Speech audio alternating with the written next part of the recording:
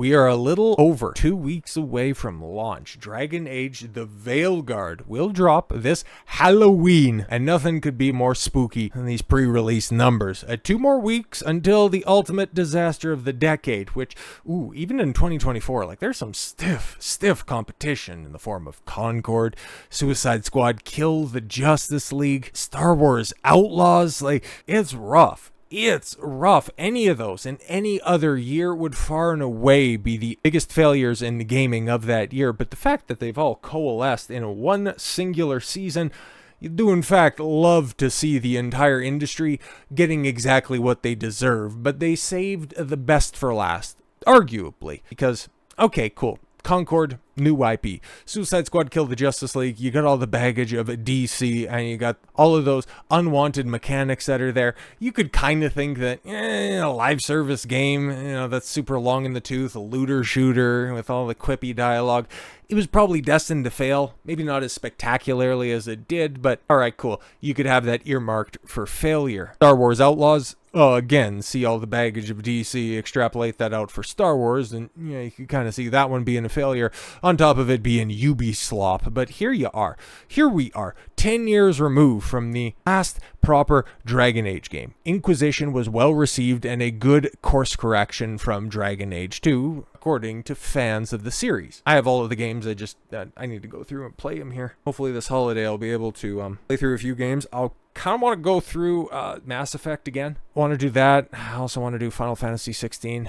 But also, since I've been talking about Dragon Age, kind of do want to go through, play Inquisition, which, for whatever reason, it just escaped me when it released on 360. I think I bought it. I'm actually pretty sure that I bought it. No, I don't have 2, and I probably have a copy of Inquisition if I look hard enough somewhere. It might be on Origin or something like that. But even still, they were well-regarded games from a studio that had an excellent reputation. But fast forward over a decade, and here we have Veilguard coming out, which, skepticism for sure.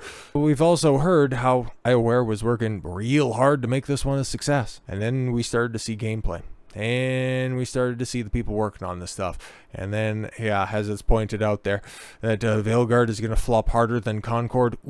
I don't know, man. I don't really think, even as bad and even as poor of a performer as Veilguard could be, they aren't going to be offering refunds. Okay, and I've heard some scuttle, and I'm sure we're going to be talking about this before the end of the month for sure, maybe by the end of the week, but they're looking at potentially relaunching Concord next year. Oh, yeah. Who saw that one coming? As it sits right now, that's just sunk money.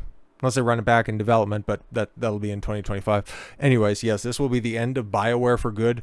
Oh, yeah, definitely. Well, Firewalk Studios, haven't heard anything outside of, potential layoffs. And, everybody's scared. It's like, well, if you do such a bad job, you should probably be scared for your job because you're obviously not competent enough to stay in the industry. But for Bioware, this is going to be their, third dud in a row? Like, you had Mass Effect Andromeda, the game that made me quit gaming for how many years?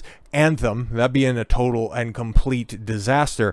And now you have Veilguard, which you've seen the gameplay, we've seen the people who work on this stuff. There's nothing redeemable about this game at all whatsoever. It has disaster written all over it. And, the general public has the same perception. Dragon Age Veilguard still outside Steam's top 50. Top 50 bestsellers with just over 2 weeks until release. That's not good.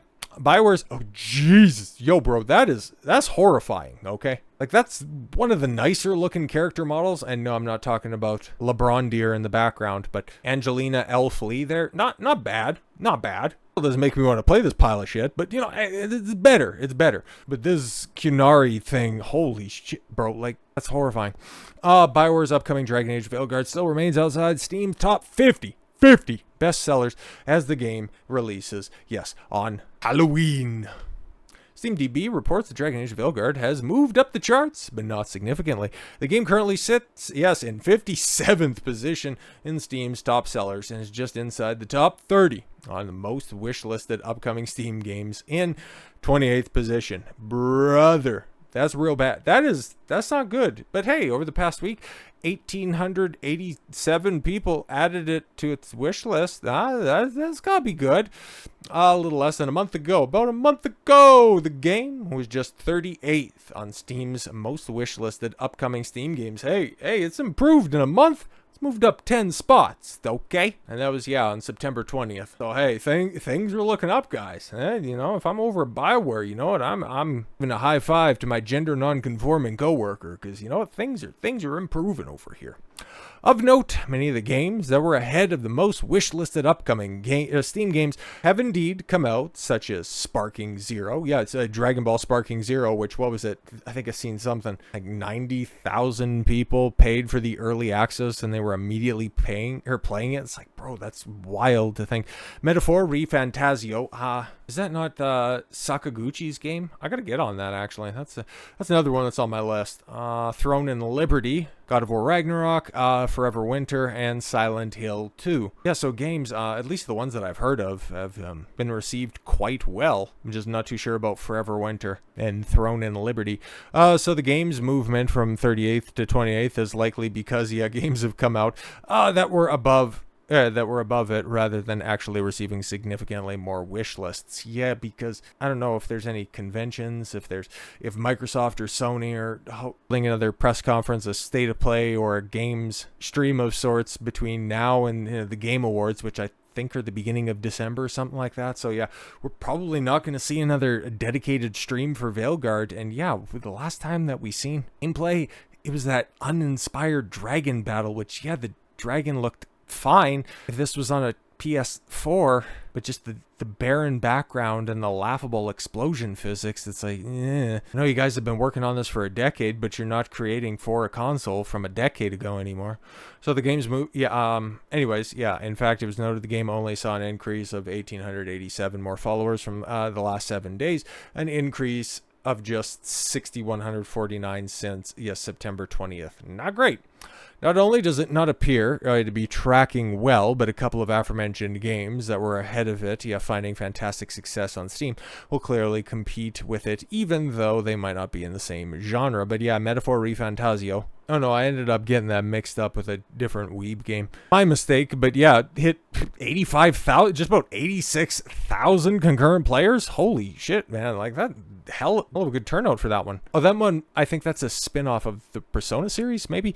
I know it's Atlas. I looked it up, Atlas title, so yeah, it makes sense. Metaphor, yes, sold over 1 million copies worldwide in its first day of launch, making it the fastest selling Atlas title. Well, that's sweet. Yeah, Sparking Zero hit 122,000 concurrent players, 91,000 in early access. Like, bro, that thing is absolutely blowing up right now. It's a Dragon Ball fighting game, and those things print money like nobody's business, which is why Bandai Namco getting in bed with DI policies. It's like, why are you doing something? Why are you doing that? Anyways, furthermore, previous rumors from retail sources indicate pre-orders for the game are paltry. Going back to Veilguard real quick, Dr. Disaster reported, the retail insider informed him that pre-order sales were piss poor. Yeah, exactly, because we heard Stuttering Craig also talk about that as well from his insiders at big box retailers, and it's like, nobody's pre-ordering this shit, okay. Yeah, because his numbers were Veilguard, 1,069 physical pre-orders across 900 stores, which is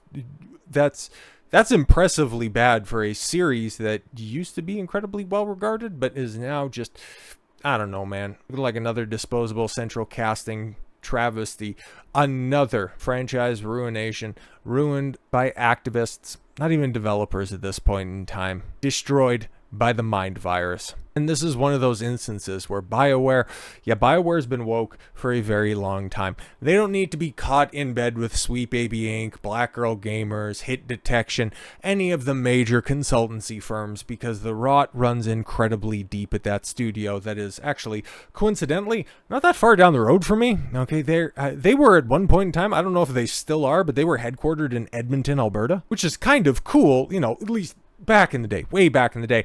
Actually, my 12th grade English teacher, his brother worked on Mass Effect because he had a Mass Effect poster in his classroom right before the game release, because did it come out in 2008? But anyways, yeah, I remember that. But yeah, no, they were headquartered, just, well, it's a 4-hour drive south, which is close if you're in Canada, and everything's just, super far apart. But it was cool to think that, hey man, the talk of the games industry, the place that was pumping out quality game after quality game, is a stone's throw away from you. But then the moment that Anita Sarkeesian turned up, another Canadian, which it's like, what, for everything good that Canada does, why does it have to double down on just stupidity?